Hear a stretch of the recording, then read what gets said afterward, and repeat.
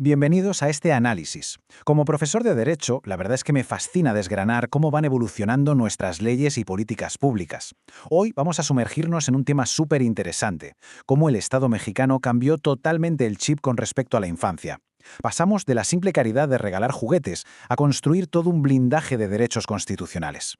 Porque, a ver, pensamos en el 30 de abril y automáticamente nos vienen a la cabeza los festivales del colegio, los dulces, la celebración. Pero hay mucho más. Lo que verdaderamente subyace a esta fecha es literalmente un triunfo político enorme. Hay que quitarse de la cabeza la idea de que es solo una fiesta infantil. En realidad, estamos hablando de la culminación de un siglo entero de lucha para conseguir protección legal real frente al Estado. Y para entenderlo a fondo, esta será nuestra hoja de ruta de hoy. Primero, la revolución y la escuela. Segundo, el compromiso internacional de 1990. Tercero, la reforma constitucional de 2011. Cuarto, el concepto del interés superior de la niñez. Y quinto, el repaso a esta lucha política histórica. Bueno, para arrancar y comprender esta evolución necesitamos ver el panorama completo. Vamos a repasar los 4 hitos fundamentales que sostienen todo el sistema actual. Empezamos con la base, la Constitución de 1917. Luego damos un salto a 1924, cuando esto adquiere visibilidad institucional.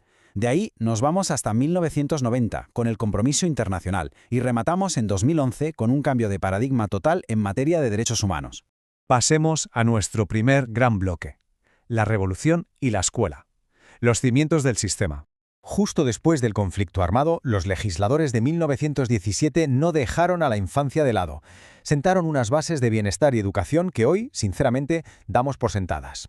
Estamos hablando de garantizar una educación libre, gratuita y laica. Y ojo a esto, se dictó la prohibición absoluta de que los menores de 15 años trabajaran. Era una medida indispensable porque, claro, si quieres educar a la infancia y fomentar su desarrollo, lo primerísimo que tienes que hacer es sacarla de las fábricas y meterla en las aulas. Y sobre esa base constitucional llegamos a un momento histórico súper interesante. Resulta que ya existía una especie de tradición no oficial en el municipio de Tantoyuca, en Veracruz. Pero fue el 30 de abril de 1924 cuando el presidente Álvaro Obregón decidió oficializarla a nivel nacional. Y no lo hizo por tener un día de fiesta, para nada. Fue una estrategia de política pública en toda regla para afianzar derechos y promover el desarrollo integral de los menores. Fue, digamos, el primer gran empujón del Estado para darle visibilidad política a este sector. Fijaos bien en las palabras de José Vasconcelos, el entonces secretario de Educación. Él hablaba de hacer de las escuelas un palagio del alma, un lugar donde los niños descalzos y hambrientes pudieran construir recuerdos preciosos. Es una frase preciosa y profundamente reveladora. A principios del siglo XX, el Estado veía a los niños como objetos vulnerables que necesitaban caridad, y la escuela era su refugio protector. Era una visión muy compasiva y súper necesaria entonces, claro, pero el derecho tendría que evolucionar muchísimo más allá de la mera compasión. Así que avanzamos en el tiempo hacia nuestro segundo punto, el compromiso internacional de 1990. El 21 de septiembre de 1990 marca un punto de inflexión brutal. México ratificó la Convención sobre los Derechos del Niño, y esto lo cambió todo, porque obligó al país a adaptar sus leyes internas a unos estándares internacionales estrictos. Ya no valía solo con dar clases, ahora existía el compromiso ineludible de respetar, proteger y garantizar los derechos de absolutamente todos los menores de 18 años. Y todo esto bajo una regla de oro: cero discriminación. Daba igual tu sexo, tu lugar de nacimiento, tu religión, o si pertenecías a un pueblo indígena o a una u otra clase social. La protección se convirtió en un mandato internacional irrenunciable. La diferencia de enfoques que trajo esto es abismal. Pasamos de ese viejo modelo, donde los niños eran simples objetos pasivos de protección, aquellos niños descalzados de Vasconcelos que dependían de la caridad del Estado, al modelo moderno derivado del derecho internacional. Ahora son reconocidos como titulares de derechos, es decir, sujetos activos, independientes y portadores de derechos humanos intrínsecos. Por esto mismo, las políticas escolares tuvieron que reinventarse. Pasamos de repartir simples desayunos asistenciales a crear plataformas de verdadero empoderamiento infantil. Lo que nos lleva directos a nuestra tercera sección, la grandísima reforma constitucional de 2011. El año 2011 representó un antes y un después absoluto en la historia jurídica de México. Con esta tremenda reforma de derechos humanos, se modificó el artículo 4 de la Constitución para siempre.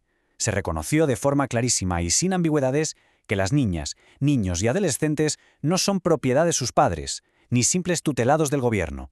Son personas plenas y titulares de derechos humanos. Básicamente, la Ley Suprema del país hizo oficial ese cambio de paradigma que venía madurando desde el año 90. Entramos ahora en la sección 4 para hablar de un concepto clave, el interés superior de la niñez.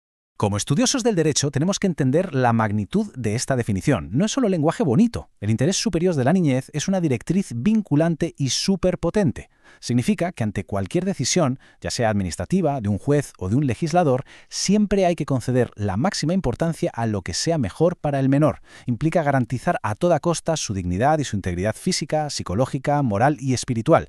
No es una recomendación amigable, ¿eh? Es un mandato constitucional supremo que rige a todas las autoridades.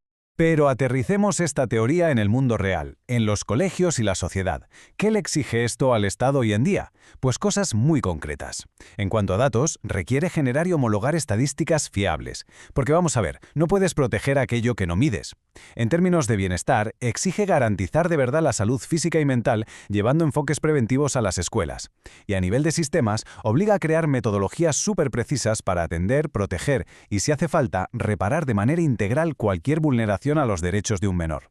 Finalmente llegamos a nuestro quinto punto para concluir, la perspectiva de esta lucha política histórica. Como hemos analizado, el Día del Niño en México va muchísimo más allá de ser una celebración simpática para los peques. Es el resultado de un siglo entero de lucha incesante. Desde aquel decreto inicial del presidente Obregón en el 24, pasando por la visión de Vasconcelos, hasta llegar a ese triunfo constitucional de 2011. Es la historia de cómo las infancias lograron salir de las sombras de la marginación social para situarse justo en el centro iluminado de la protección constitucional del país. Y quiero dejaros con una última reflexión. Porque el trabajo no se acaba cuando se firma una ley. Ya tenemos el mandato constitucional, hemos comprendido el principio del interés superior. Sin embargo, la brecha entre la teoría jurídica y la dura realidad cotidiana de muchísimos niños sigue siendo inmensa. Entonces, ¿cómo debemos seguir transformando nuestra sociedad para que estos derechos dejen de ser solo tinta en un papel y se conviertan en algo palpable en cada escuela y en cada hogar? Las bases legales ya existen, pero sin duda el verdadero trabajo no ha hecho más que empezar.